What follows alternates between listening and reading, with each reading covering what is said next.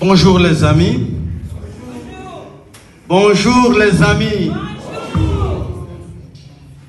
Nous sommes très contents de nous retrouver parmi vous.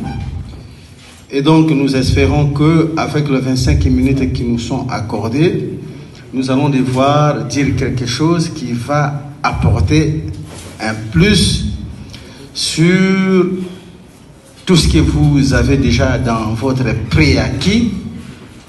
Parce que le problème ici, c'est la libération du Kama. La libération du Kama, c'est-à-dire du continent noir. Alors, notre conférence d'aujourd'hui s'intitule « Le panafricanisme, oui, face à la présence néocoloniale, défis et perspectives ». J'ai dit la monarchie ou rien. Le panafricanisme, mon frère a brossé sur l'histoire, je ne reviendrai plus. C'était très enrichissant. Il a combiné l'histoire théologique avec l'histoire raciale, les races humaines et tout, la néocolonisation, l'esclavagisme et autres, est très très enrichissant. Merci beaucoup Yaya. Je vais plutôt parler de ce qu'ils ont dit, la puissance de la néocolonisation, défi et perspective. Vous devez comprendre, je ne suis pas française, je suis mongala. Donc, je vais faire beaucoup des erreurs dans la prononciation de votre langue que vous aimez tant, français.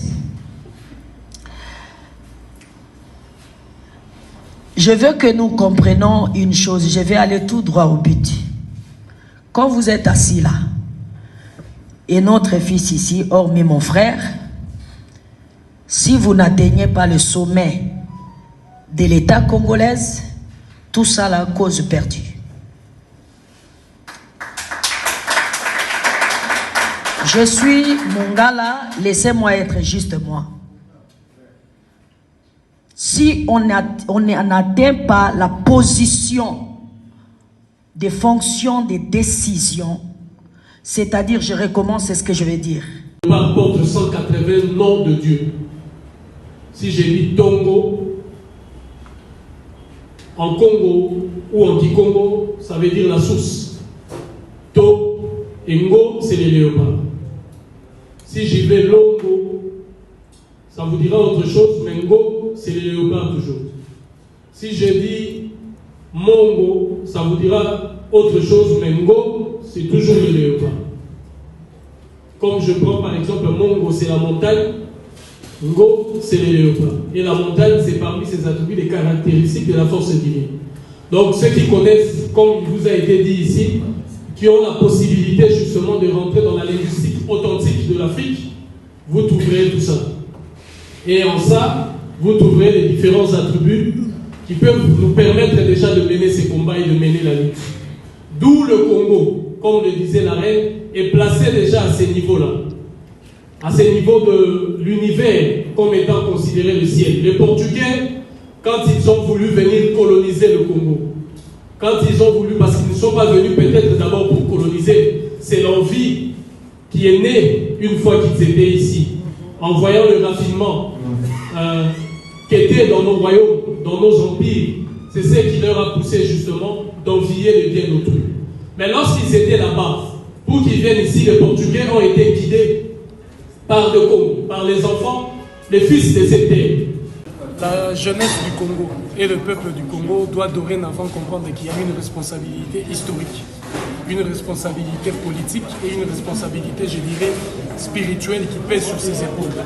Cette responsabilité est celle d'entamer ces combats pour justement décapiter définitivement la puissance néocoloniale. Nous avons à partir d'aujourd'hui démontré à la face du monde c'est quoi ce que nous appelons la puissance néocoloniale tentaculaire qui sévit justement dans tous les secteurs et dans tous les domaines de la vie et de la société congolaise. Et à travers cette conférence, c'est le début justement de la naissance d'un front que nous appelons de tous nos voeux, pour qu'ensemble nous puissions justement non seulement lutter, mais aussi nous attaquer à ce qui constitue le terreau de cet impérialisme ou de ce néocolonialisme qui, comme l'a résumé le président Kwame Nkrumah, c'est le dernier rempart de l'impérialisme tentaculaire de l'Occident et qui empêche justement l'Afrique et le Congo de suivre la démarche. Cette jeunesse doit approcher la fédération Maïndouli et être, si vous voulez, les pionniers de cette révolution. Parce que sans la jeunesse du Congo, sans cette énergie ô combien puissante, ô combien débordante de cette jeunesse, nous ne pourrons jamais arriver à bout de ces monstres de l'impérialisme ou, j'allais dire, du néocolonialisme. Donc nous invitons la jeunesse du Congo à partir d'aujourd'hui et durant